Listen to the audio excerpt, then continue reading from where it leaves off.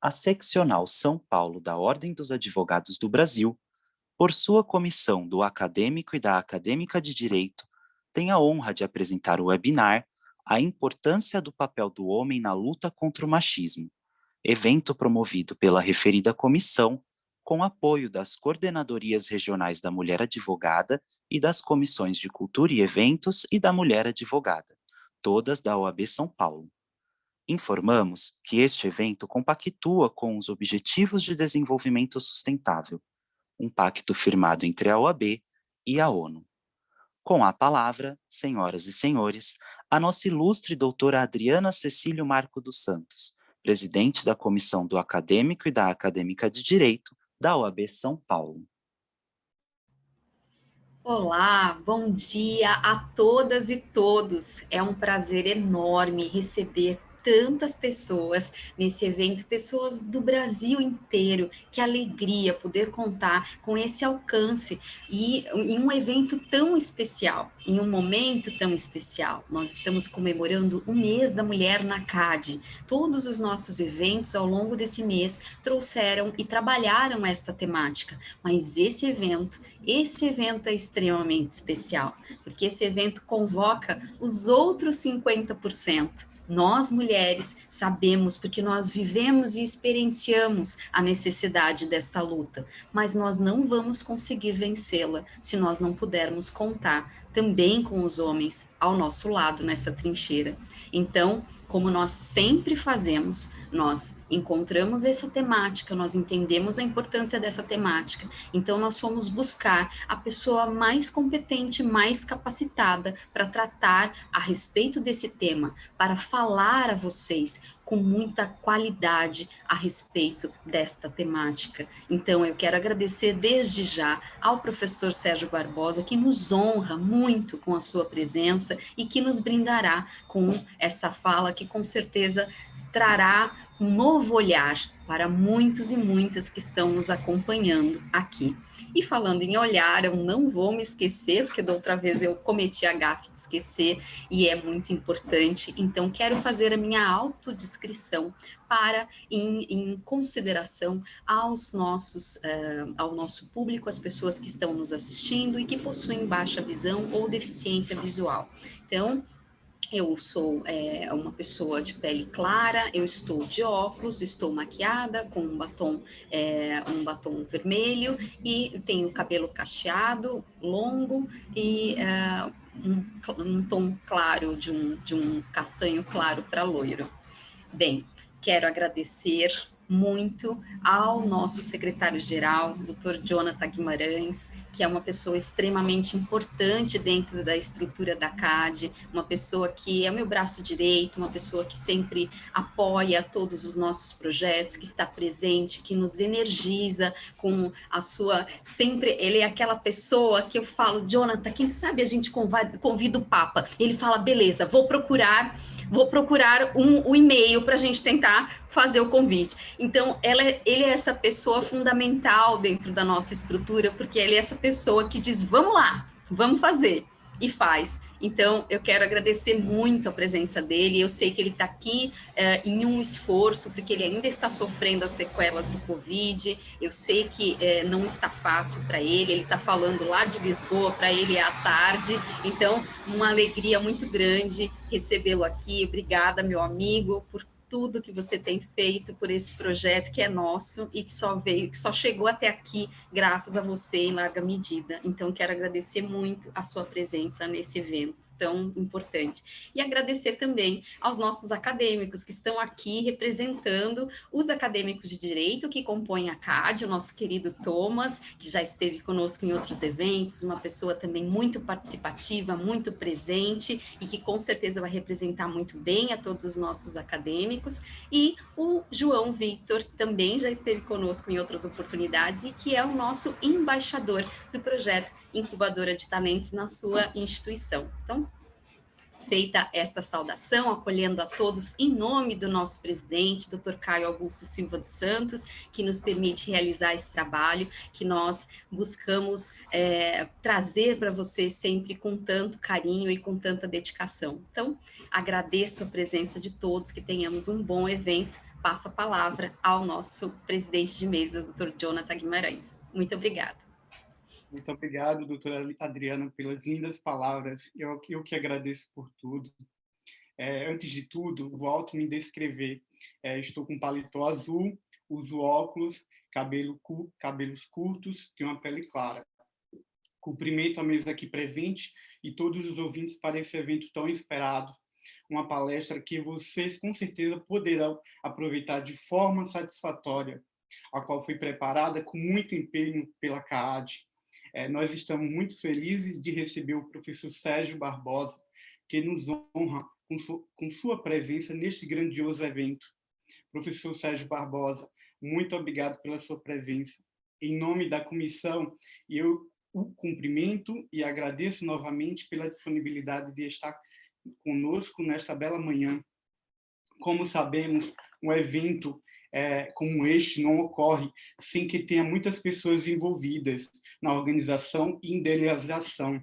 Diante disso, agradeço à AB por dar espaço a nós para realizar debates de temas de grande importância, na pessoa do presidente Caio Augusto. Agradeço também a presidente doutora Adriana Cecílio por todo o esforço. A CAD não seria o que é sem o seu árduo trabalho. E, por fim, agradeço à Secretaria de Comissões, em nome de todos aqui presentes na parte técnica, para que o evento aconteça da melhor forma possível. O senhor Davi e a senhora Camila, muito obrigado. Não vou me alongar, e antes de passar a palavra ao Thomas, apresentarei o breve currículo do professor Sérgio. Ele é filósofo, professor universitário, gestor do projeto Tempo de Despertar no Ministério Público de São Paulo, cofundador da campanha do Laço Branco no Brasil, Homens pelo Fim da Violência contra a Mulher. Agora passo a palavra ao Thomas para dar continuidade ao webinar. Muito obrigado. Bom dia a todos e a todas. Meu nome é Thomas Alisson, sou acadêmico da FMU. Antes de mais nada, vou me autodescrever para as pessoas deficientes visuais e com baixa visão. Sou de pele escura, cabelo curto, também escuro. Estou vestindo uma camisa na cor rosa. Eu agradeço à excelentíssima presidente, Adriana Cecília, pela oportunidade que nos concede a todos nós acadêmicos de participar da Comissão do Acadêmico e da Acadêmica de Direito, onde tem realizado belíssimos eventos. E quero passar a palavra para o João Vitor. Bom dia a todos, meu nome é João Victor Soares, como a doutora Adriana falou, eu sou embaixador do projeto Incubadora de Talentos pela Unicep, que é aqui no interior de São Paulo, aqui em São Carlos. Eu vou passar para a minha autodescrição. Eu tenho pele clara, uso óculos e cabelo curto escuro.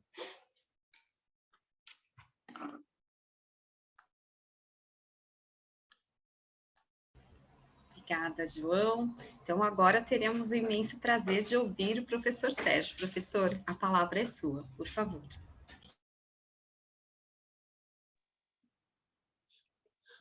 Ah, que maravilha! Fico bem contente de estar aqui.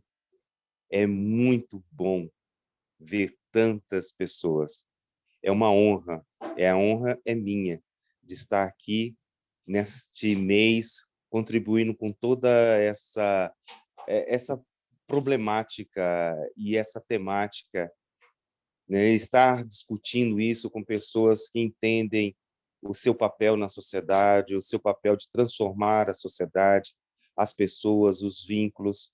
E agradeço imensamente a todas as pessoas que conseguiram, né, e produzir este evento. Todas. Desde aquela pessoa que me mandou os e-mails, me mandou os endereço, conversou com a gente, comigo durante esse tempo todo. E é claro que eu aceitei de prontidão, né? Quero parabenizar a todos. Gostaria imensamente de dar um abraço, né, nessa comissão, nessas pessoas que estão aqui. Infelizmente, um vírus no Planalto Central nos impede um vírus, um desgoverno, uma falsa liderança causou e causa toda esta situação. Mas a gente vai aprender, né, com essa lição, a entender o nosso papel, a entender a nossa função na sociedade. E que se antes a gente tinha que se deslocar até determinados lugares, por meio da tecnologia a gente conseguiu estreitar laços, a gente conseguiu sonhar mais alto. Então, esse tema, desde muito cedo me moveu. Primeiro, porque eu sou quem eu sou. Estou eu de camisa rosa, neste momento, usando óculos, barbas grisalhas, careca, às vezes quase careca, mas já usei dreads, já fiz muito esporte, já pratiquei muito esporte, tenho a pele parda, os olhos castanhos claros, sou filho de baiano, com muita honra, e nasci em Brasília. Nasci num lugar que é totalmente diferente do resto do país. E isso, muitas vezes, vem na minha vida formando, né, esse princípio de discutir aquilo que no início da minha vida, antes mesmo da minha vida acadêmica, me impactou, que foi a impossibilidade de manifestar sentimentos. Se cada homem que está aqui se lembrar da primeira vez que teve que engolir um choro, que teve que restringir suas palavras, porque senão poderia ser interpretado e ele mesmo não teria a condição de trabalhar com isso, porque o seu repertório é pouco, e no meu caso era muito pouco, aos 15 anos, entender por que eu não poderia chorar porque eu chutei uma pedra. E as pessoas falam, não, homem não chora. Homem tem que ser forte, engole o choro. Cada um de nós aqui, homens, temos que entender que esse papel começa quando a gente entende a nossa vida. E o feminismo não ataca o homem, ataca justamente essas manchas, essas imposições, esses valores que herdamos de uma sociedade patriarcal, transformando numa sociedade machista, e hoje com uma performance baseada em muitas masculinidades com relações tóxicas. Qual é esse nosso papel? Quem sou eu, Sérgio, nesse papel do enfrentamento à violência contra a mulher? À primeira vista, pode parecer que, só por não agredir a mulher, eu já estou contribuindo, eu já estou fazendo alguma coisa. Será que isso basta? Será que é ser um bom filho, um bom marido, um bom namorado? Mas eu ajudo a minha mãe em casa. Eu troco as fraldas. As mulheres já fazem isso há milhares de anos, há centenas de anos, e nem por isso ganham uma medalha. Por que a gente acha que fazendo determinadas coisas a gente está desconstruindo o machismo? Então, é um pouco mais profundo do que isso. É um pouco mais crítico essa situação. Então, nós homens não precisamos sentir medo desses debates. A gente tem que sentir uma honra de estar aqui. E foi assim no início do meu projeto. Sou professor de filosofia, mestrado em filosofia, enfim. Quando eu comecei as minhas investigações acadêmicas, quando eu comecei a trabalhar com essa temática, eu queria entender, por causa da filosofia, as relações de poder entre sexualidade, prazer e cidadania. Ou seja, eu tive que estabelecer um campo teórico e como que esta sociedade marginaliza, exclui pessoas que estão fora da casinha. E era um período também de crescimento e desenvolvimento de uma outra epidemia, de uma outra pandemia, o início da AIDS. E para isso eu fui estudar a questão da sexualidade com profissionais do sexo, com prostitutas e as travestis. E durante o percurso desse projeto, entrevistando as travestis, entrevistando as prostitutas, eu conversei com a minha coordenadora e falei, olha, pelas minhas análises, eu acho que essa turma aqui não tem. Agora, se a gente apontar para os clientes, aí sim.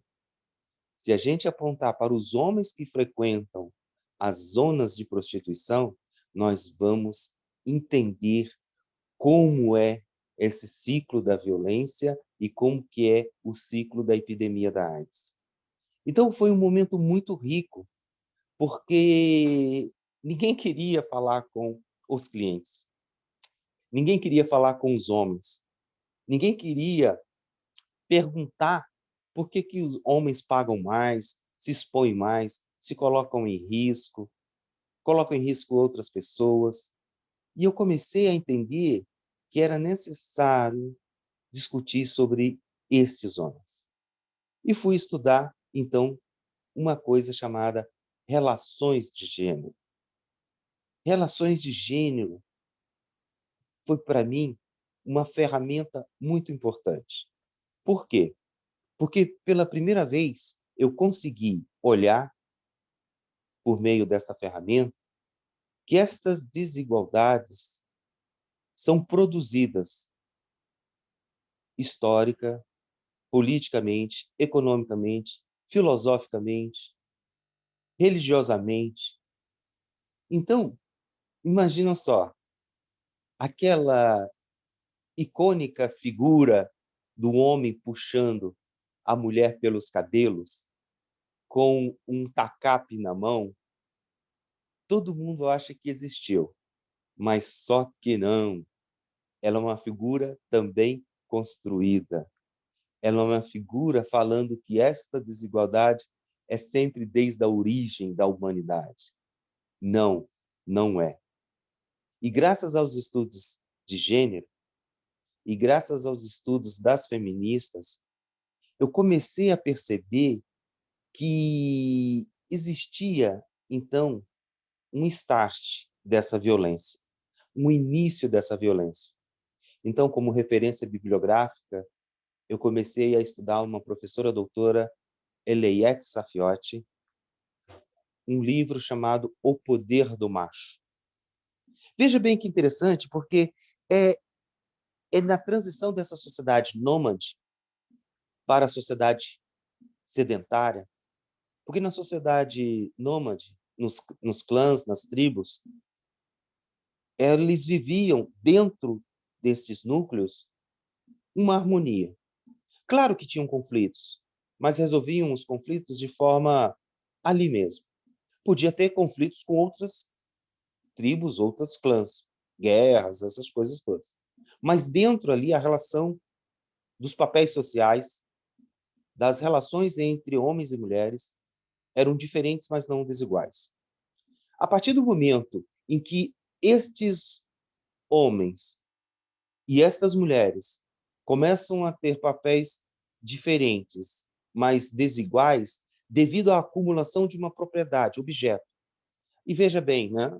Se antigamente, há bem pouco tempo atrás, aqui no Brasil, as famílias que viviam da roça, da plantação, tinham que ter muitos filhos, porque você não ara, você não planta, você não cuida de gado antes da tecnologia com poucas pessoas. Era necessário muitos e muitos, muitos filhos. Então, para esse homem poder acumular riqueza, ele tinha que fazer filhos, filhos, filhos. Mas como ele não tinha útero, quem ele tinha que obrigar a ser o seu objeto de produção econômica? Exatamente, as mulheres. Mas como você domina a mulher? Olha, esse ano nós vamos ter filho. Ó, ano que vem nós vamos ter outro filho. Ó, nós vamos ter outro filho. Não, não é tão simples assim. É por meio do medo, da apropriação do corpo, da dominação. Então nasce uma coisa chamada patriarcado, que é a dominação, opressão e exploração. É a forma como esse homem vai dominar a sociedade, explorando, oprimindo a mulher, não permitindo que a mulher faça a sua autonomia, não desenvolvendo aquilo e que a mulher possa ser desenvolvida. Então, o que nós temos nessa nossa sociedade? Nós temos uma sociedade ainda patriarcal, onde eu não preciso mais puxar a mulher pelo cabelo, onde eu não preciso mais puxar ela, arrastar com um tacape na mão. Isso se tornou simbólico. Esse patriarcado hoje, ele representa as estruturas. Há bem pouco tempo atrás, olha só que engraçado, nos exames de magistrados de São Paulo e de muitos lugares, a prova era feita nominal. Você tinha que colocar o nome. É claro que se aprovava muito mais homens. Hoje em dia, não. Hoje é por um número. A mesma coisa acontecia na orquestra de São Paulo. As provas eram feitas olhando quem toca isso, quem toca aquilo. A partir do momento que você veda, tampa a visão dos juízes, sabe o que aconteceu? O número de musicistas mulheres começou a crescer. O número de profissionais. Então, gente, existe sim um preconceito. Eu vou fazer um breve exercício com vocês todos e todos aqui agora, nesse momento. Eu vou pedir para que pensem em algumas coisas, bem rápidas, bem tranquilas. Uma liderança política, homem e mulher.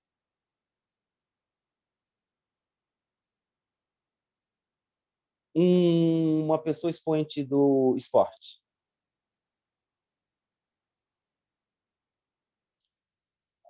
Uma pessoa com destaque religioso. Uma pessoa com destaque econômico. Gente, muitos e muitas e muitex pensaram ainda numa figura masculina. Isso para a gente poder entender que esse patriarcado está dentro da nossa própria construção mental, psíquica, nossos valores. É muito complicado para a gente sair de uma hora para outra, porque também a gente não tem outras referências. Então, esse patriarcado todo, assim como uma casa, foi estabelecendo estruturas enraizadas, profundas, não na terra, mas dentro das nossas atitudes e nossos comportamentos. Veja bem como que foi horrível aí a questão do crime de honra. Veja qual foi a reação brilhante para acabar com esse patriarcado. Há bem pouco tempo atrás, na legislação, vocês devem ter estudado muito mais do que eu, o estupro podia ser remido se você casasse com a violentada. Veja a lei do divórcio, que era desquite. Não precisa ir muito longe, não. Minha mãe mesmo, minha mãe, ela não podia ter o CPF, que antigamente chamava SIC, era vinculado ao meu pai. Ela não podia assinar um talão de cheque sem a assinatura do meu pai. A só assinatura dela não valia. Para ela e para todas as mulheres que queriam dirigir, ela tinha que ter autorização expressa do homem. Se ela não tivesse o marido, era o pai. Se ela não tivesse o pai, era o irmão mais velho. Se não tivesse irmão mais velho, era o irmão mais novo. Se não tivesse, era o tio. Se não tivesse, o juiz determinado uma figura, ou às vezes o juiz assumia. Então, esse patriarcado não é bolinha pequena, não é coisa pequena. Não é, de fato, um simples conceito que alguém pensou e fez com que ele existisse. Infelizmente, o patriarcado ele está na sociedade, ele está atuando na sociedade, nas engrenagens. Há bem pouco tempo atrás, quando eu era estudante lá em Brasília, na escola primária ainda, me lembro até hoje, quando o professor fazia a chamada, sempre começava com o masculino. Antônio, Carlos, Eduardo, Flávio, Maurício, Rogério, Sérgio. Aí depois vinham as meninas, vinham as mulheres. Ana, Carol, Débora, Fernanda, Márcia, Solange. E aí eu levantei a mão. Professor, posso fazer uma pergunta? Sim, claro. Por que na chamada vem primeiro os meninos e depois as meninas? Isso eu tinha 9, 10 anos de idade. Porque o mundo foi feito assim. Primeiro os homens, depois as mulheres. Você não leu a Bíblia, não? Você não sabe que primeiro são os homens e depois as mulheres? Então, eu lembrando disso, eu falo assim, gente, que coisa absurda. Mas mesmo muitas vezes, eu fui professor também aí na antiga FMU, hein? FMU, exato, eu fui professor na FMU, e quando rodava a lista, né? Rodava a lista, tudo bem. Mas quando tinha algum problema tecnológico, de TI, de algumas coisas, aí vinha a listagem. Os homens e depois as mulheres. Quer dizer, tem alguém atrás dessa máquina que deu o comando, né? Tem alguém atrás dessa máquina que deu o comando. Eu não estou falando que isso é importante notar que o patriarcado ele está na cabeça do homem, mas também ele está na cabeça da mulher, né? Porque essa estrutura ela é muito viciante. E muitas mulheres falam assim: arruma isso. Quando seu pai chegar, você vai se ver. Quantos de nós homens, né, aqui presentes, tínhamos muito, muito medo da presença do pai? Ficava assim, com a mãe, tudo bem. Mas chegava o pai, a gente tremia. A hora do jornal, a hora da janta, tinha que ficar em silêncio. Seu pai vai dormir, cala a boca. Então, é claro que eu estou falando de uma situação peculiar, cômica, engraçada, mas que não é engraçada quando isso se converte em violência. Porque daí, desse patriarcado, que é a estrutura, ele precisa de uma expressão. Sozinho, o patriarcado não consegue se expressar.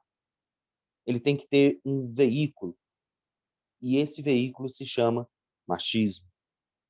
O machismo é a expressão desse patriarcado. O machismo se expressa, né, na fala, no comportamento, se expressa do jeito, na linguagem. Mas, pensando bem também, como é que nasceu o machismo? Pois é, A filosofia é essa disciplina que investiga, que busca a origem das coisas, de forma crítica. E o meu colega lá no Colégio do México, Juan Guillermo Figueroa, filósofo, estudou esse machismo.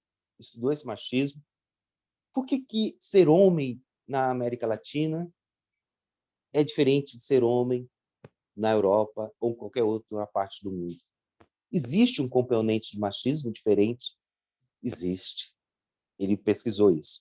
O ser macho, hombre, o cabra, o cabrão, existe um componente aí de virilidade. Existe aí um componente de honra. Existe aí um componente que é aquilo que está acima, que é a minha dignidade. Mas como é construído esse machismo? Então, segundo o Juan Guilherme Figueroa, quando esse continente invade, destrói, explora, oprime,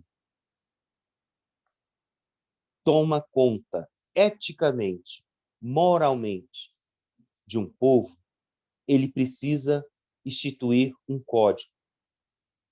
Então, quando o espanhol, o português vem para esse novo continente e começa a produzir um novo ser ontológico, e esse ser aqui, na América, ele não é mais nem europeu, mas ele também não é indígena, ele também não é só afro, ele também está perdido.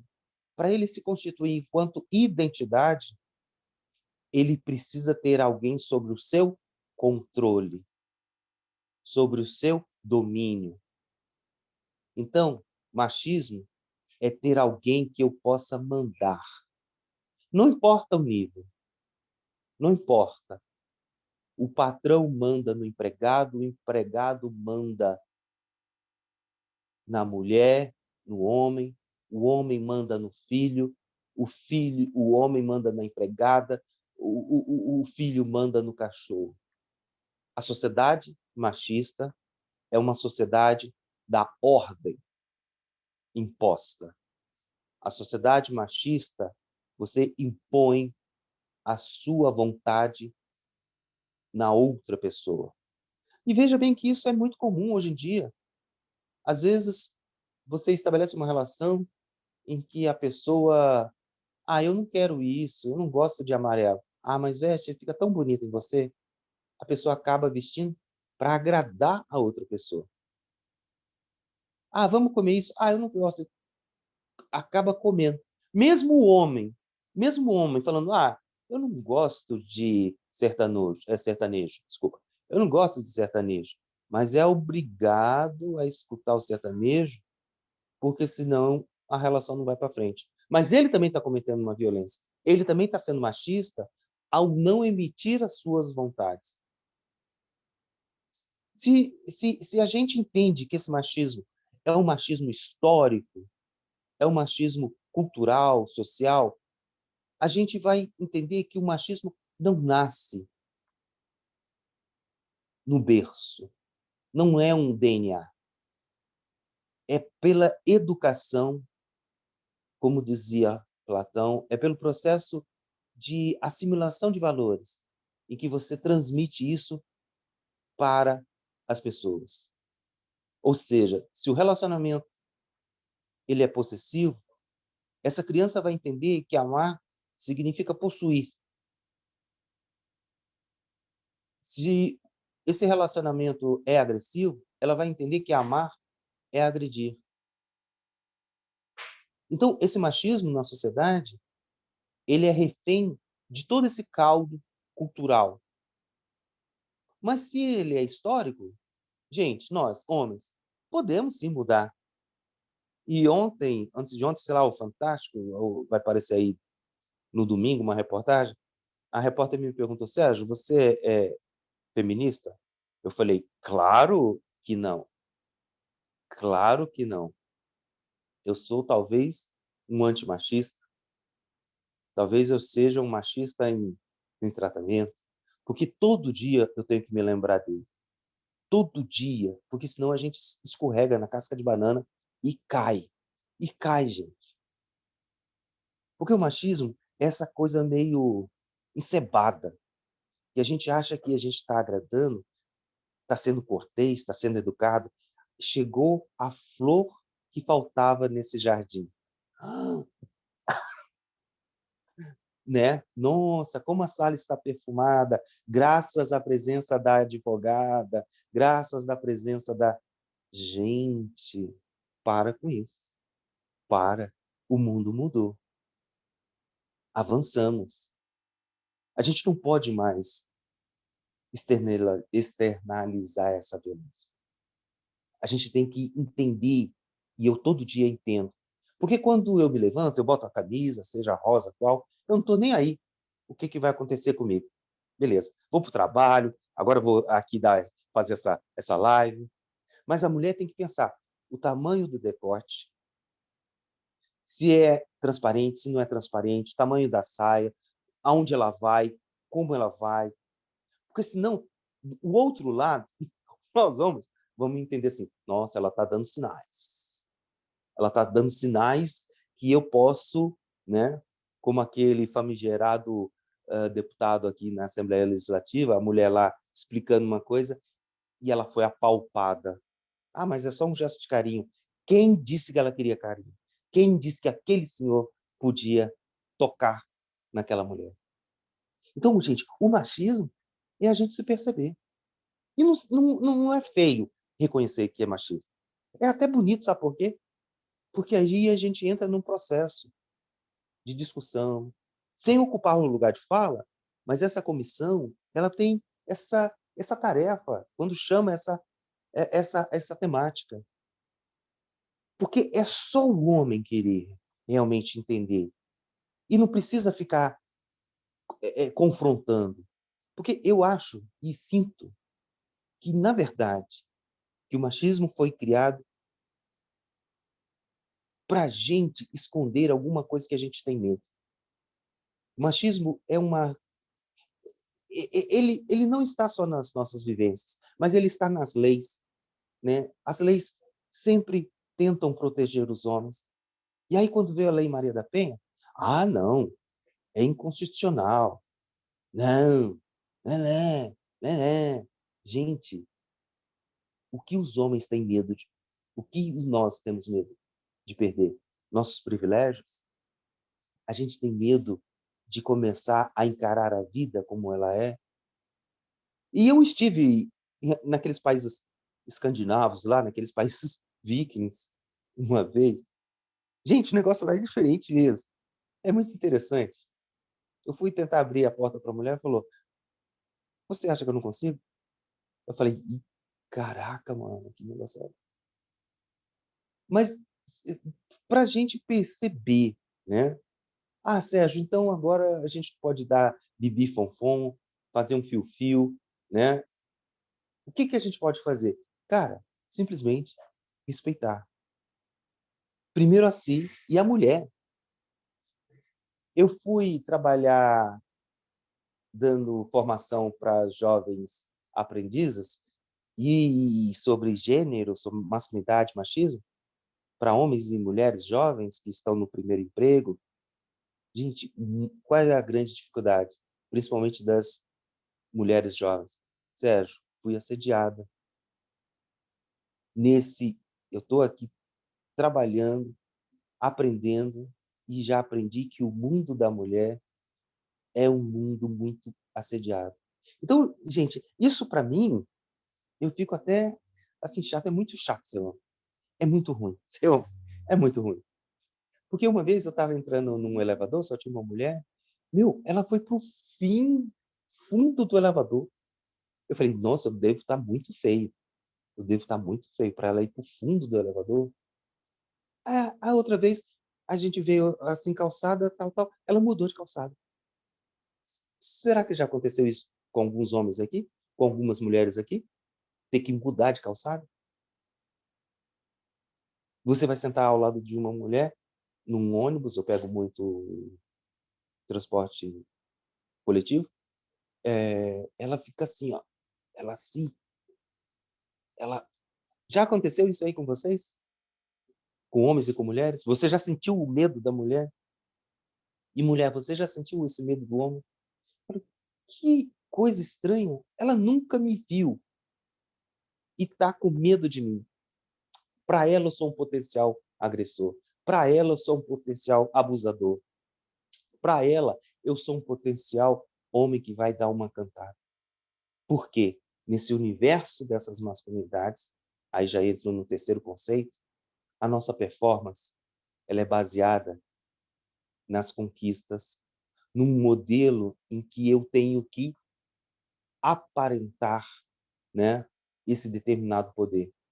E Michael Kaufman, ele começou a desenhar esse conceito lá na década de 90, desculpa, 80, porque percebeu que nós homens, além do patriarcado, além do machismo, nós temos que desenvolver uma performance.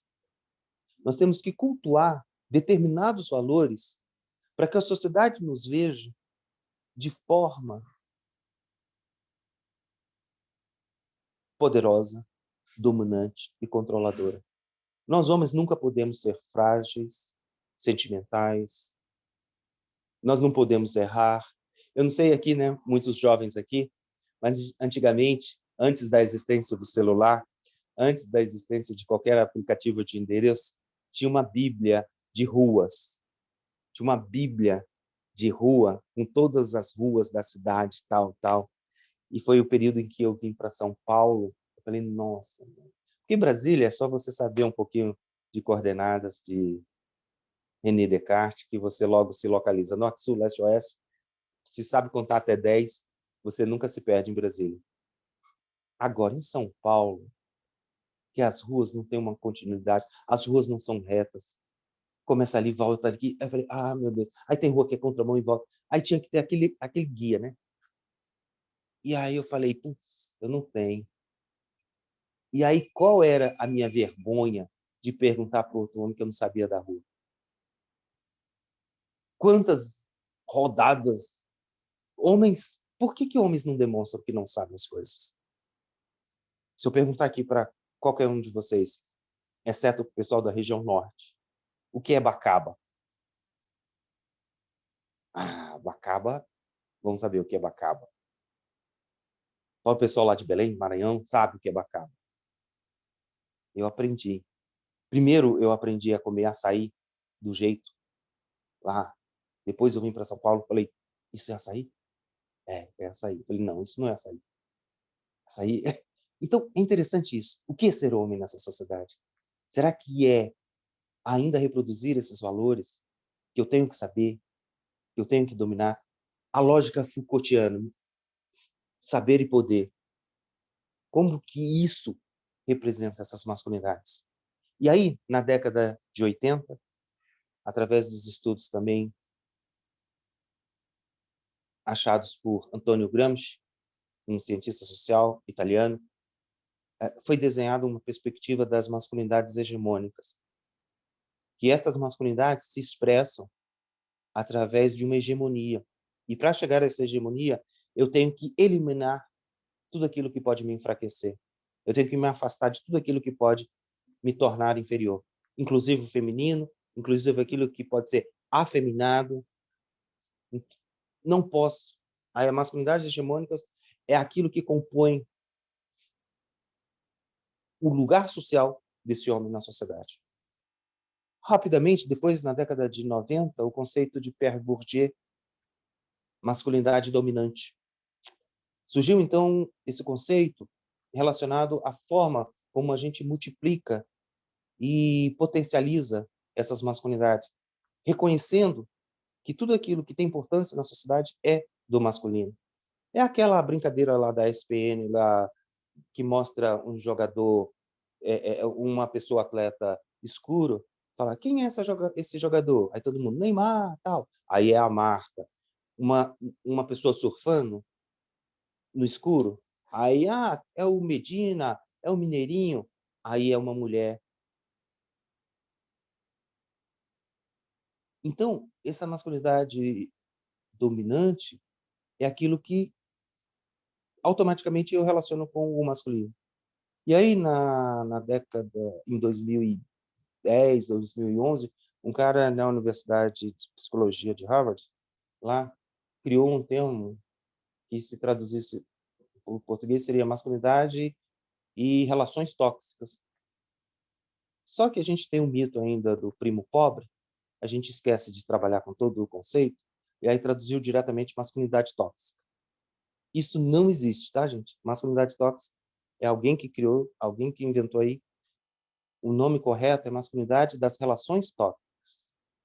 Por que relações tóxicas? Porque você tem que ter uma outra pessoa.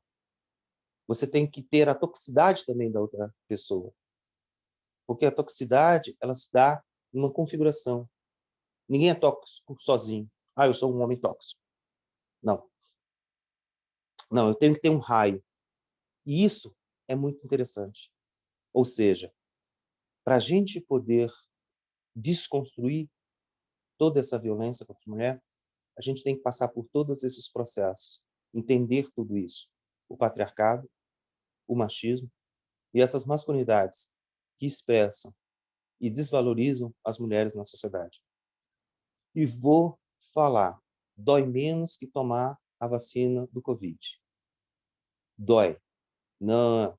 E tem um efeito muito bom. E por que eu desenvolvo esse projeto?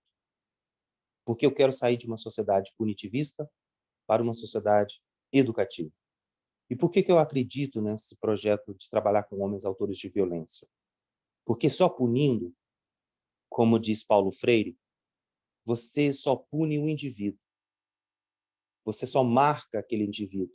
É aquele indivíduo que vai sofrer a punição e ninguém está ao redor vai aprender com aquilo. Ah, foi o cara lá no Espírito Santo que foi preso. Ah, foi o cara lá na Bahia. Ah, foi o cara lá em Minas Gerais. Agora, quando você torna esse projeto educativo sobre aquele indivíduo, é como você jogar uma pedra num lago em que as águas estão paradas. Aquilo ali vai reverberando. Poxa, olha, lá no Espírito Santo, lá em Minas Gerais, está sendo feito coisas assim. Os homens estão desenvolvendo não uma desresponsabilização, né? Uma impunidade. Pelo contrário, é uma responsabilização pelos seus atos, xingou, ameaçou, causou danos patrimoniais, financeiros. Ele vai responder por aquilo. De que forma? Educativo.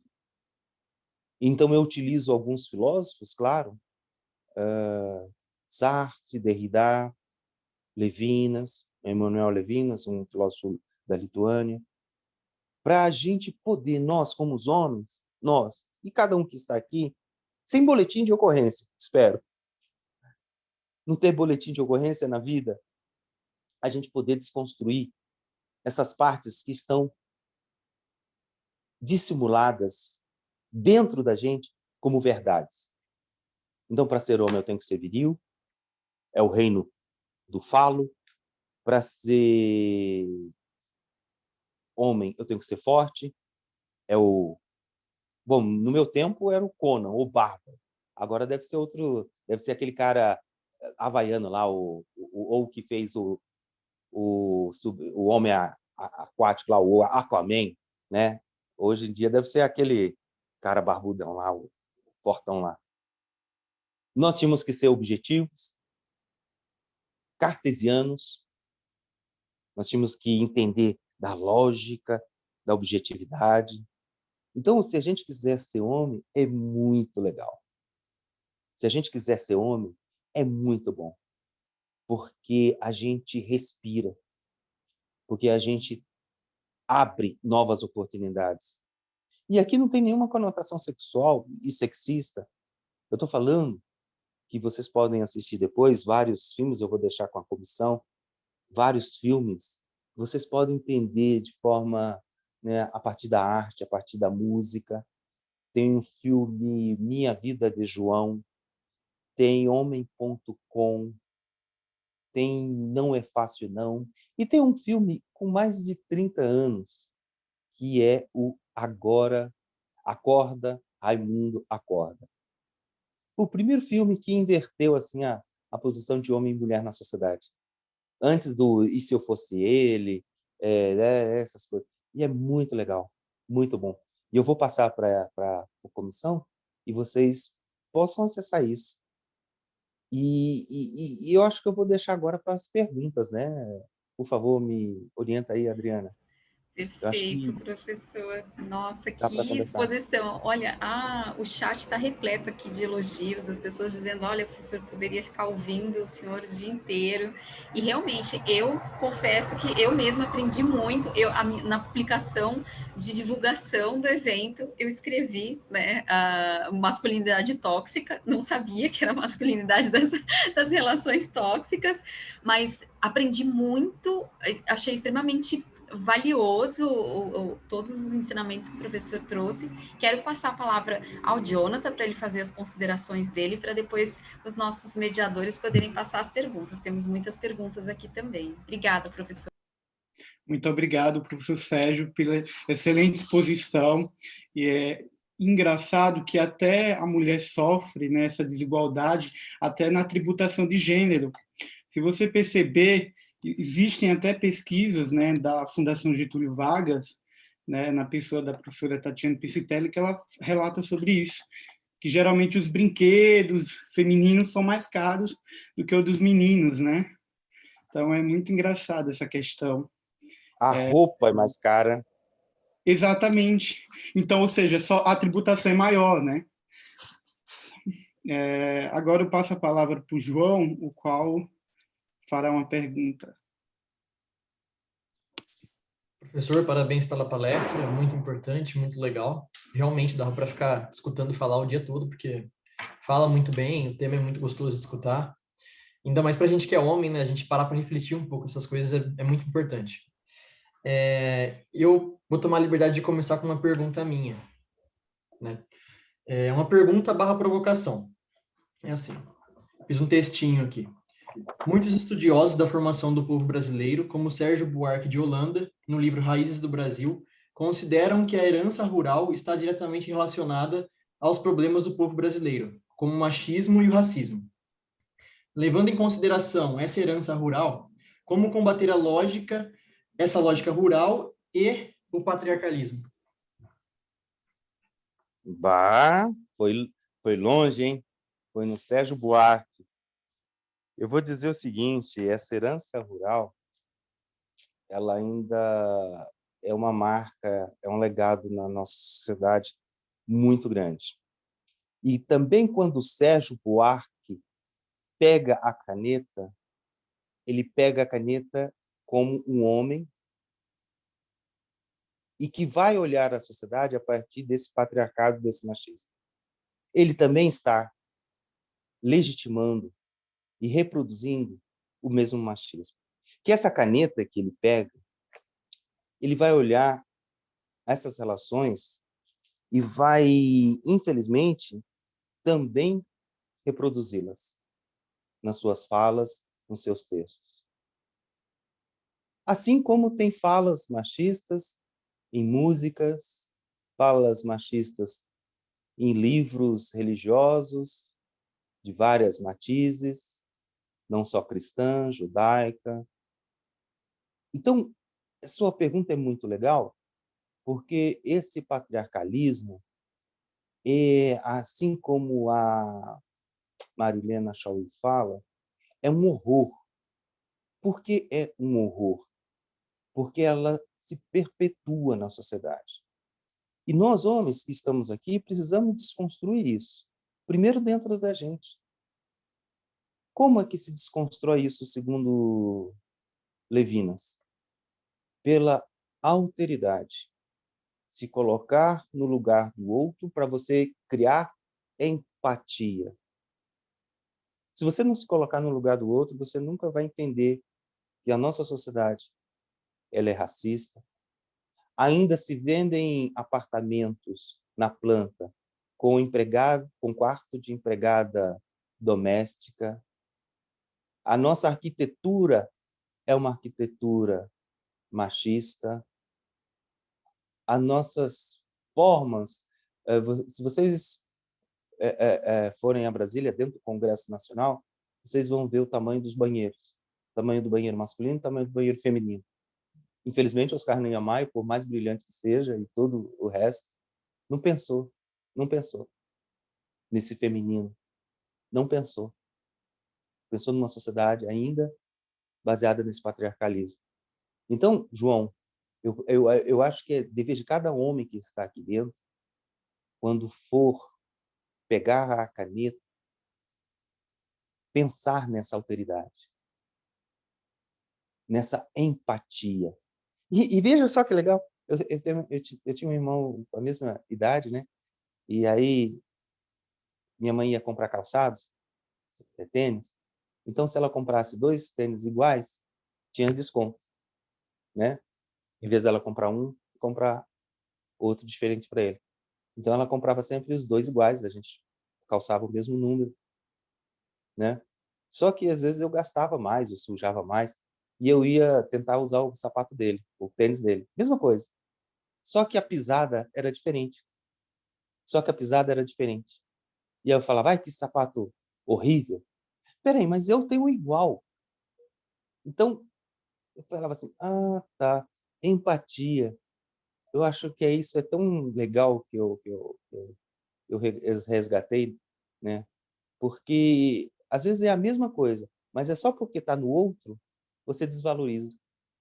A gente não pode desvalorizar aquilo que vem do feminino. A gente não pode desvalorizar aquilo que vem da população LGBTQI+.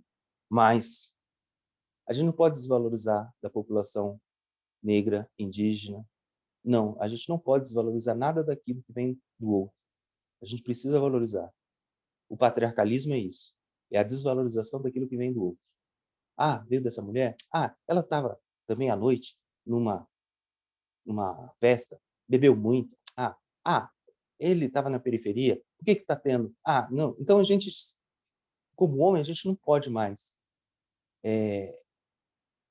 negar a importância do outro na construção de uma sociedade mais justa. O patriarcalismo nega isso. Muito obrigado pela pergunta, João. Não sei se respondi. Respondeu, com certeza. Adorei a resposta. Muito boa. Beleza. Acho que agora eu vou passar para o Thomas, né? Excelentíssima explicação, palestra, assim, sem palavras. Aprendi muitíssimo, né? Tô cheio de anotações aqui, deu 2 páginas só de anotação sobre essa belíssima apresentação. E o Fábio, ele fez uma pergunta que é bem parecida com a qual eu desejaria fazer, que é a seguinte: qual a postura que os homens devem adotar para quebrar a estrutura do patriarcado? Não estamos mais nos discursos, estamos mais nos discursos e poucas práticas efetivas? Não existe um comodismo dos homens, já que vivemos num país extremamente machista e misogólico? Eu quero, antes do professor responder, quero fazer aqui um registro de que essa pergunta foi enviada pelo nosso coordenador, Dr. Fábio Silveira, que é um prazer enorme contar aqui com a presença e com a audiência dele aqui, também uma pessoa extremamente importante dentro da CAD. Obrigada, Fabinho, querido, um prazer que você esteja aqui conosco. Legal, maravilha. Olha, o machismo, a misoginia, o preconceito, o racismo, tudo aquilo que exclui, ele deve ser combatido primeiro com um processo de conscientização interna, de autoconhecimento.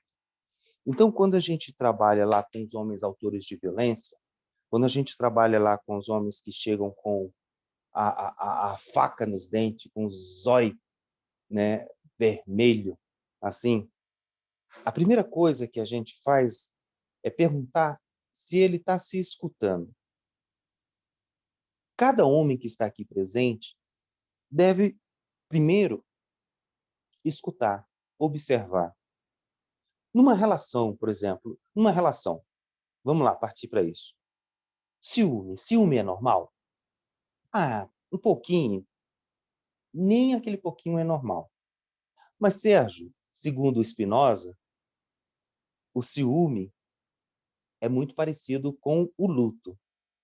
Todo mundo um dia vai passar. Todo mundo vai perder um ente querido. O luto é isso.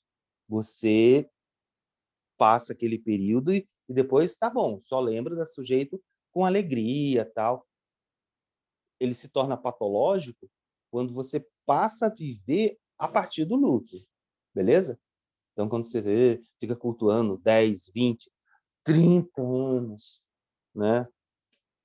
A mesma coisa o ciúme. O ciúme, ele se dá quando você não conhece muito a pessoa, que é logo ali nos primeiros, né, as primeiras semanas. Se o ciúme for crescendo, aperta a tecla aí que isso não está legal. Ou de você para a mulher ou da mulher para você. Não importa qual é a direção, porque o ciúme não tem essa relação. Eu estou falando sempre, gente, desculpa, eu que teria que ter falado isso no início, eu sempre estou falando a partir de uma relação binária, da qual é o meu trabalho, justamente por causa da Lei Maria da Penha. Existem outras relações afetivas, homoafetivas, e que meus colegas, que são muito mais inteligentes que eu, já trabalham nessas questões das relações entre gays, violência entre gays, relações entre lésbicas. Eu acho muito legal, mas o meu recorte é a Lei Maria da Penha. É claro que está surgindo casos de transexuais, é claro que está surgindo casos aí, mas o grosso modo, os atuais, nesse ano, já tem de 120 homens em grupos, é todo numa relação binária. E não por isso, porque quando eu falei no início, eu trabalhava com a questão da sexualidade dentro do campo de pesquisa, lá na PUC, e eram vários alunos, inclusive da área de direito também, que estavam interessados por esse tema de cidadania, legislação, porque, como vocês sabem, no tempo da pandemia, muitas travestis tinham o nome apenas fantasia e queriam ser registradas, reconhecidas, ou quando vinham a óbito, tinham que ir lá na cidade de origem, porque senão eram enterradas como indigentes. Então a gente entrava com peraí, não enterra agora não, a documentação está vindo, né? O Estado não queria saber, queria enterrar e pronto. Falei, não, não, não. Então muitas vezes a gente ia no velório, fazia o enterro dessas mulheres, dessas travestis, que eram enterradas com dignidade. E na PUC, a gente ficou conhecido como os putólogos, né? Porque sabia tudo da putaria da cidade de São Paulo. Mas o que isso tem a ver nessa pergunta? Porque se a gente não se conscientiza, esse ciúmezinho, essa coisa que a gente acha que é pequena, romântica, acaba virando violento. Então, ciúme representa insegurança, medo, vaidade, ego, raiva. Totalmente contrário do amor. O amor liberta, o amor gera autonomia. Então, historicamente, como foi feita a pergunta, a gente precisa construir relações nutritivas, onde que a soma de duas pessoas possa aumentar o número de amizades, possa aumentar o número de amizades. Se você no seu relacionamento reduziu o número de amizades, se você diminuiu o número de lazer, se você diminuiu as oportunidades de estudar, de viajar, opa, presta atenção. Tanto para homem quanto para mulher, né?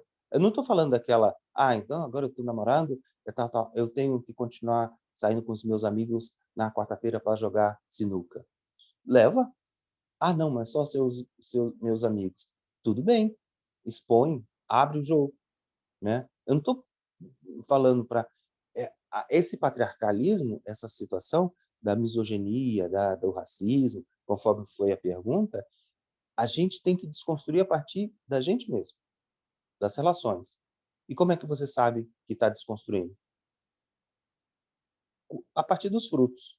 Se você planta uma coisa legal, uma plantinha, você rega, cuida dela, dá flor. Se você cuida, muda. Se você não cuida, morre. Então é isso que nós devemos fazer. A gente deve cuidar das nossas relações, das nossas amizades.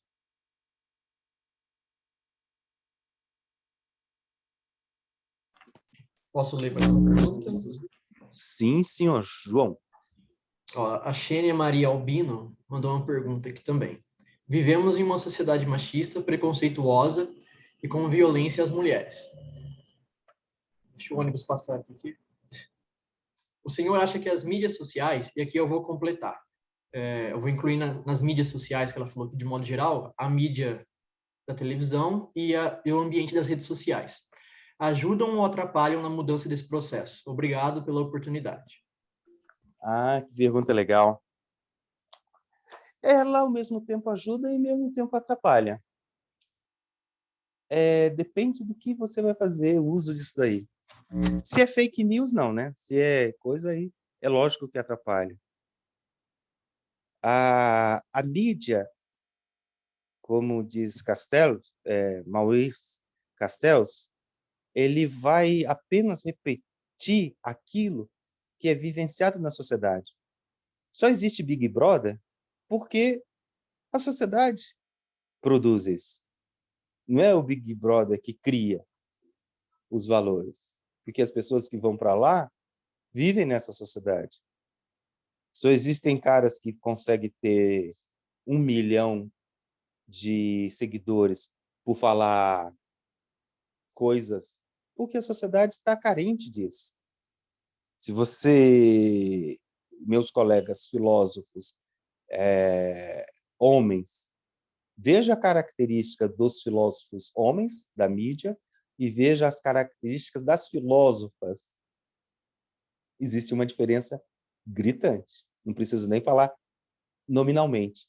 Das filósofas poderosas, mulheres, que estão produzindo muitas reflexões de mudança, e vejam nossos amigos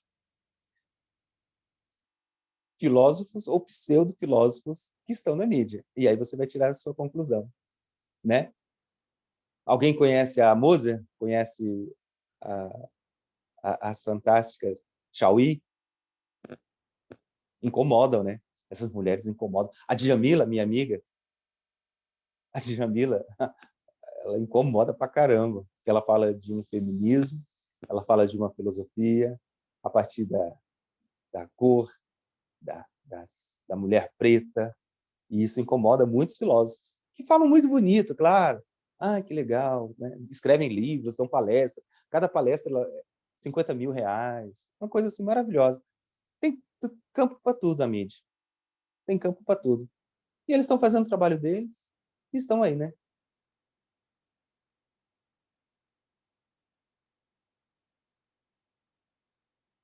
Thomas, quer fazer a próxima pergunta? Abrir a câmera. Tem uma outra pergunta aqui que acho bem bacana, que é do Igor.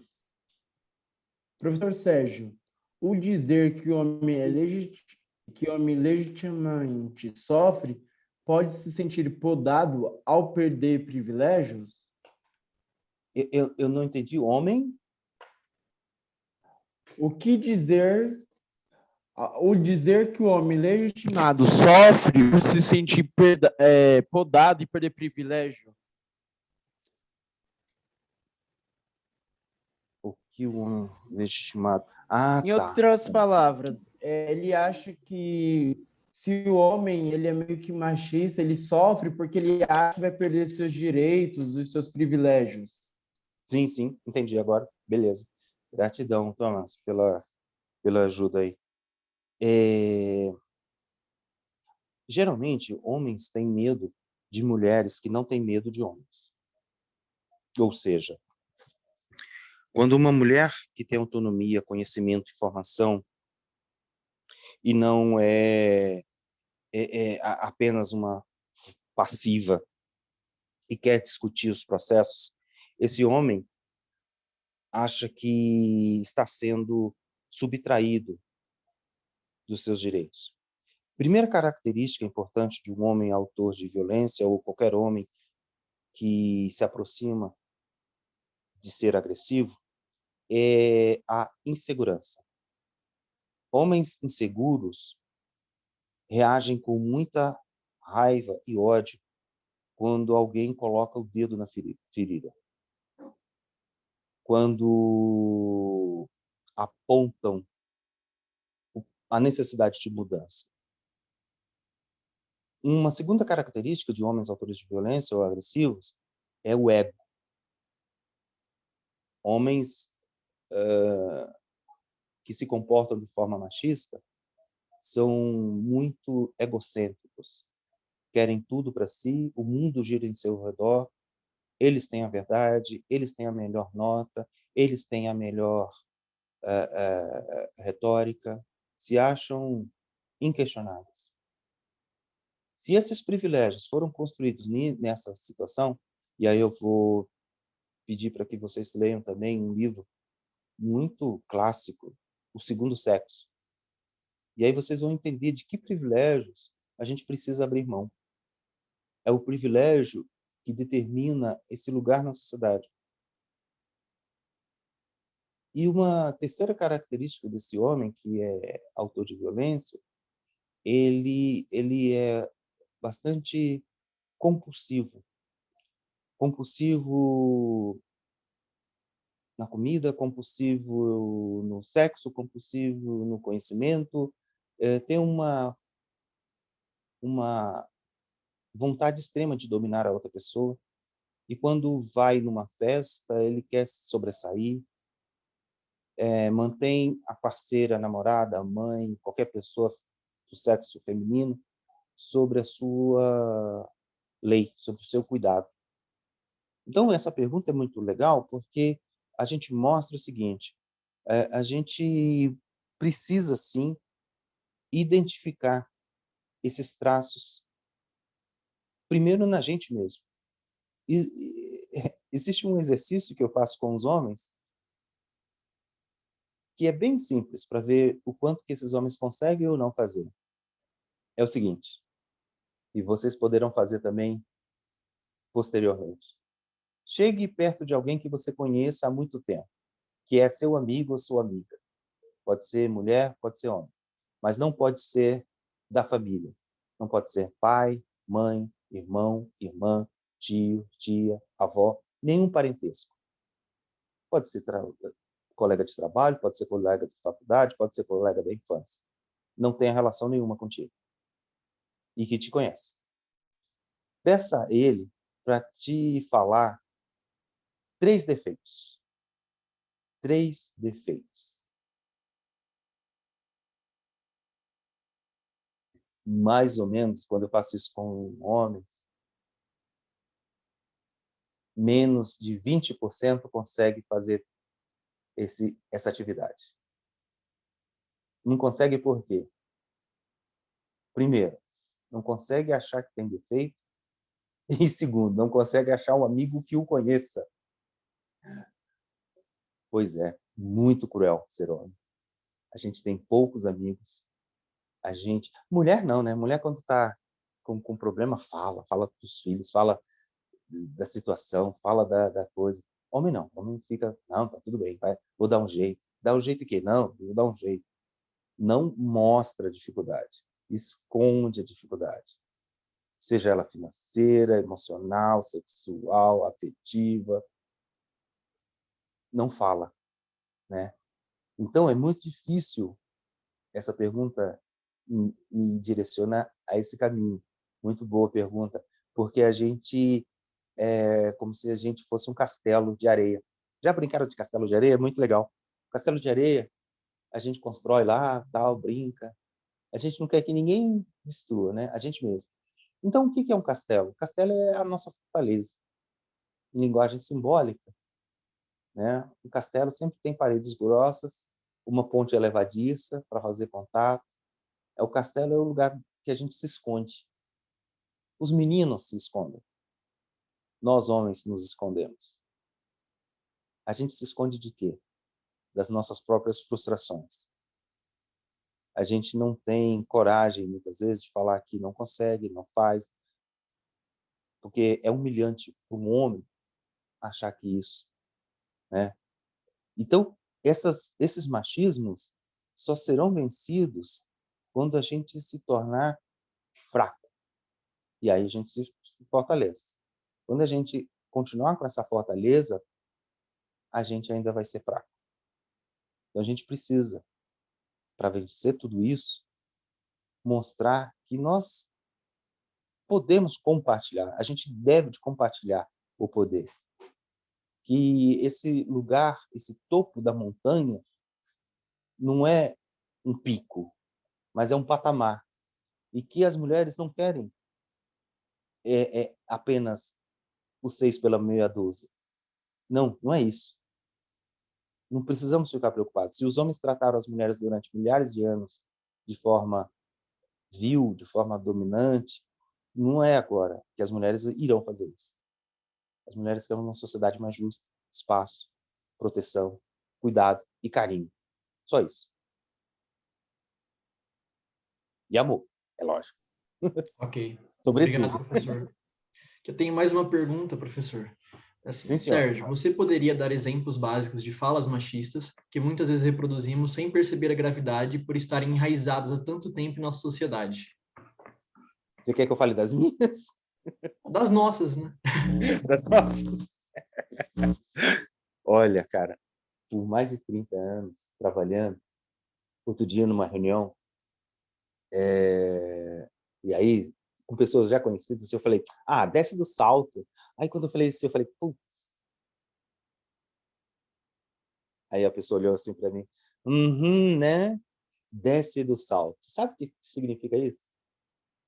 Mesmo que tenha sido Luís XV que inventou o salto, para não sujar suas meias, suas calças, hoje, descer do salto significa assim, para de ser, né? Então, a gente precisa, sim, reconhecer, né? Aquela música do Zeca Pagodinho, da favela, vou levar a fita amarela, vou dar um beijo nela, vou... Aí vocês já viram a última estrofe? Se ela não fizer tudo aquilo que eu fizer, vou quebrar os dentes dela, vou deixar ela banguela, vou quebrar a costela dela. Né? É terrível. Algumas músicas, até mesmo o, o reggae lá, algumas músicas que eu traduzi, eu falei, meu Deus do céu, e esse cara era meu fã. Algumas músicas, sei lá, Roberto Carlos, tem coisas horríveis, mas enfim, é o rei, né?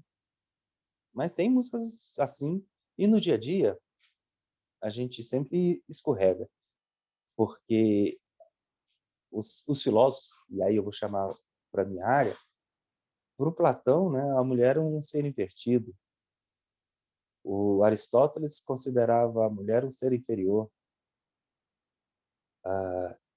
David Hume, falava que a mulher só existe para satisfazer a vontade do homem. Berkeley, outro grande filósofo, falava o mundo poderia ser melhor sem as mulheres. Ou seja, o que é a ideia de mundo? As mulheres poderiam viver, mas no submundo. Né? O mundo é esse mundo aqui. As mulheres não precisariam viver nesse mundo racional, intelectual, tal, do conhecimento, tal. As mulheres poderiam viver aqui. E aí, de vez em quando, abre-se umas janelas. Então, os exemplos, a revista dos anos 50, aquelas seleções, vinha como ser boa esposa. Vinha uma regra, cara. Uma regra. O que era na década de 50. Década de 50. Né? Como ser uma boa esposa. Como ser uma boa mãe. Edições Pais e Filhos da década de 80, 90. Década de 80 e 90. Pais e filhos. Se você fizer uma pesquisa, você vai achar um monte de coisas lá. Enfim, é importante a gente... porque rechaçar essas frases é muito fácil, porque elas são tão, tão horríveis que você já... Agora, o problema são aquelas frases meio, né, dúbias, assim, meio... Né, essas, a cortesia, a boa educação, essas que são difíceis, não para as mulheres, porque as mulheres, toda vez que é colocada em dubiedade, já acende um sinal nelas lá. Agora, nós homens é que temos que entender que essa situação, para a gente, quando você fala uma frase dúbia para uma mulher, ela já se fecha. Agora, o homem é que precisa controlar isso aí. Nós é que precisamos entender por que a gente está emitindo linguagem, né, dúbia. Aquele sem querer. Aquela coisa assim, inocente. Não, senhor. Não, senhor. Agora irei para a última pergunta, né? Já me despedindo. Mas antes de me despedir, eu quero falar algo importante para que, se possível, se cuidem. Fiquem em casa, façam uso do álcool gel, use máscara, porque esse vírus realmente ele está matando. E a única precaução é a gente ficar em casa, se prevenir. Não estamos aqui de posição política, e sim cuidando da nossa saúde. Não queremos que um da nossa família se perca para esse vírus.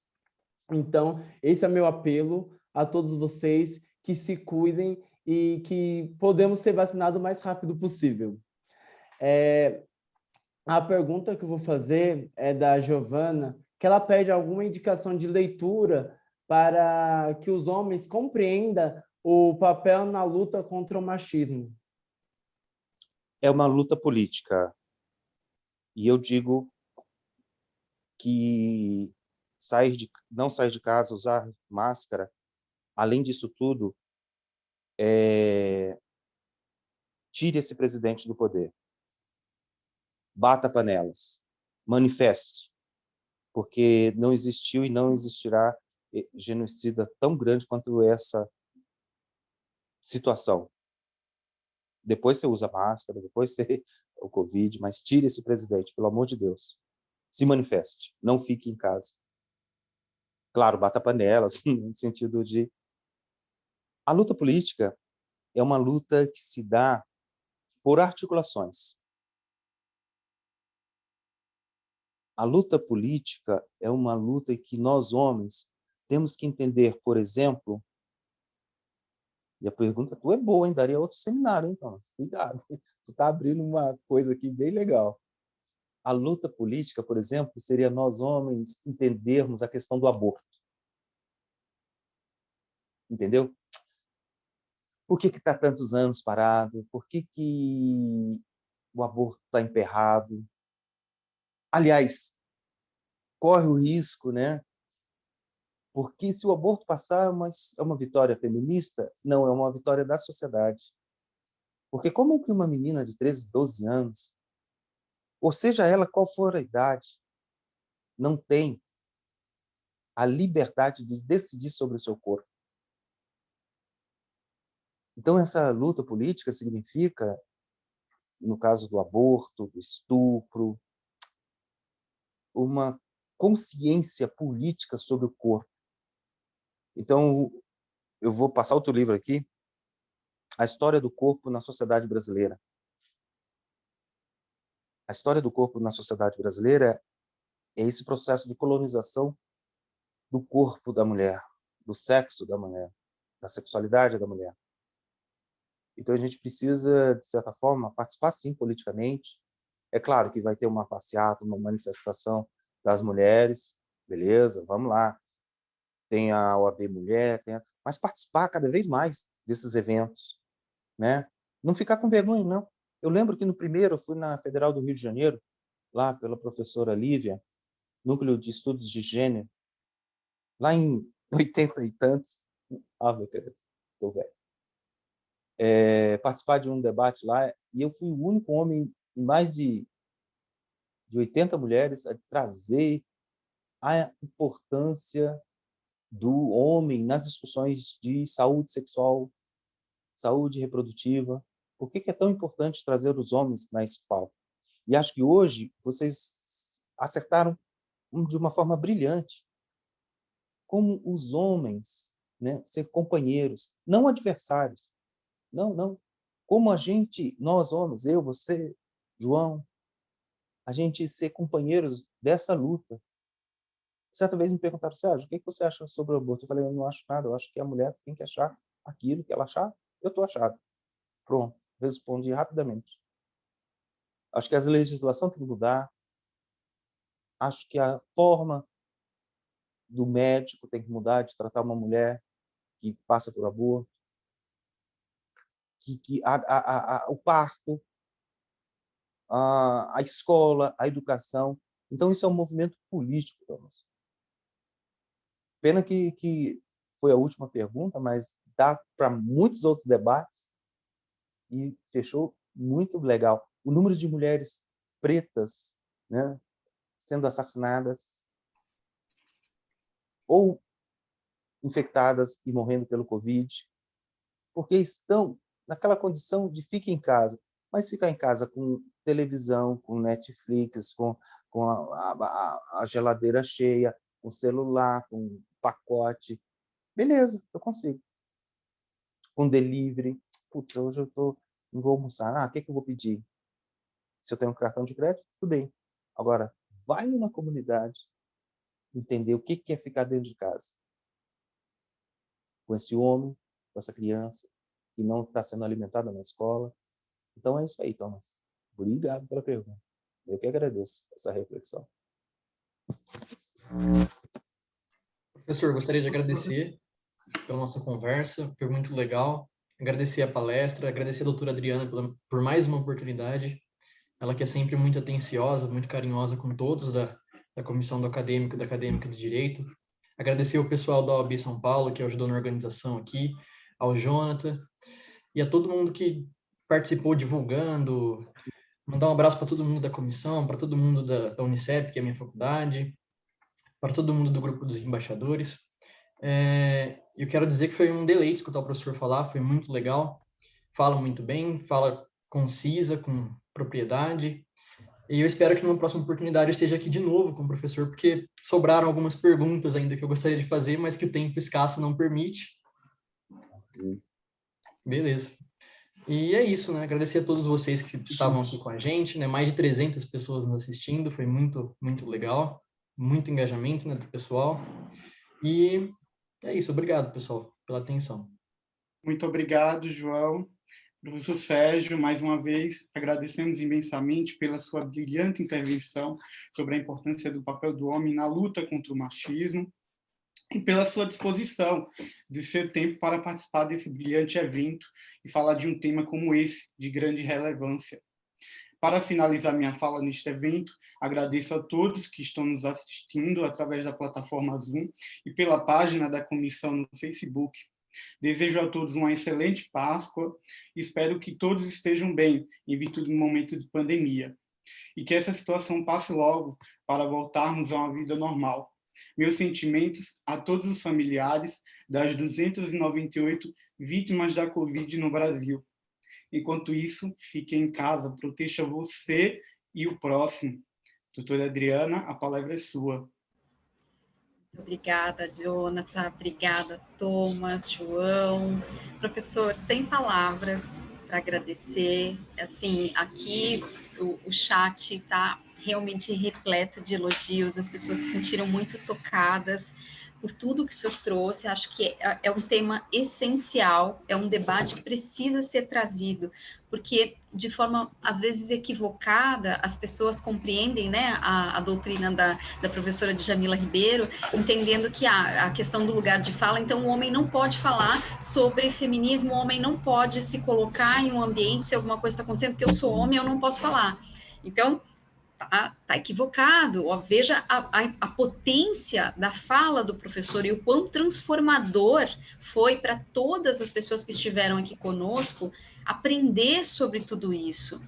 E é um lugar, exatamente o lugar do homem, esse lugar de conscientização, esse lugar de mostrar aquilo que está errado e também de demonstrar o que eu considero assim, muito importante, né, professor? Porque eu sinto que os homens se sentem muito ameaçados com esse empoderamento das mulheres, com essa nossa postura, né, mais firme, com essa, já com a nossa forma de nos colocarmos diante das coisas, sem tanto medo dos homens, como o professor trouxe, e dizer aos homens, olha, não se sinta ameaçado.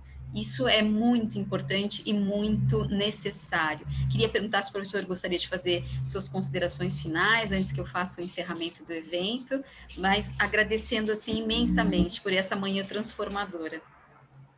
Eu que agradeço a todos vocês, a todas as pessoas, todo mundo, porque eu acho que vem uma nova geração de novos profissionais, de novas pessoas engajadas na construção dessa sociedade mais transparente, mais humana, que possa realmente fazer a diferença. Parabéns a todos, a todas que construíram esse evento e participaram dessa maravilhosa sala. Eu agradeço muito, muito obrigado.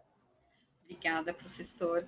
Não posso deixar de agradecer também a nossa querida coordenadora, Débora Jimenez, que foi quem fez todo o contato com o professor, organizou esse evento, a deixar um beijo muito grande a todos os membros da CAD. Nós estamos passando aí todos juntos, firmes, lado a lado, por esse momento tão difícil, e estamos nos apoiando mutuamente, né? Eu sempre digo que a CAD é uma grande família, porque a gente sempre tem esse carinho um pelo outro e nós seguimos juntos, né? Quando um está meio tristinho, vai lá e o outro dá esse apoio. Então, quero agradecer imensamente tudo isso que nós continuamos realizando os nossos eventos, é por conta desse engajamento e desse entrosamento entre os membros da nossa comissão. Então, agradeço imensamente a todos. Quero agradecer novamente, professor, pela sua fala, por todos os conhecimentos que o professor trouxe. Nós tivemos várias perguntas sobre indicações de livros e filmes, então depois, se o professor tiver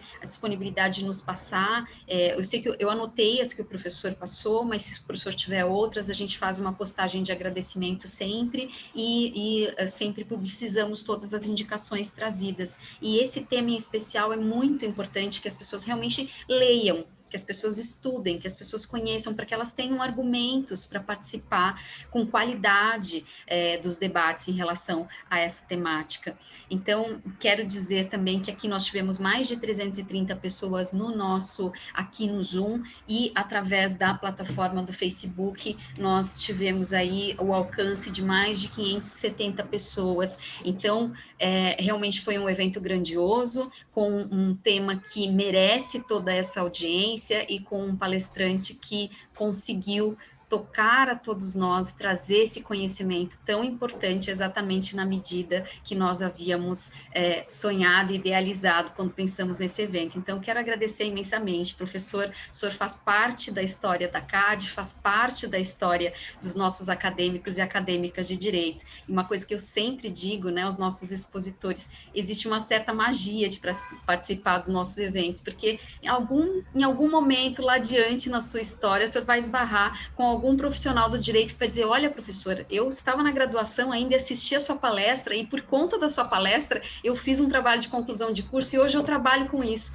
Então, com certeza o senhor plantou uma semente aí em muitas pessoas, uma semente que vai germinar e que vai trazer essa nova geração que o professor comentou, que nós todos temos muita esperança, que seja uma geração comprometida com essa mudança, com essa luta em prol da igualdade de gênero. Então, quero agradecer a todas e todas que estiveram conosco aqui na data de hoje, agradecer a todos que estão aqui comigo nesta mesa e desejar uma boa semana e até o nosso próximo evento. Muito obrigada.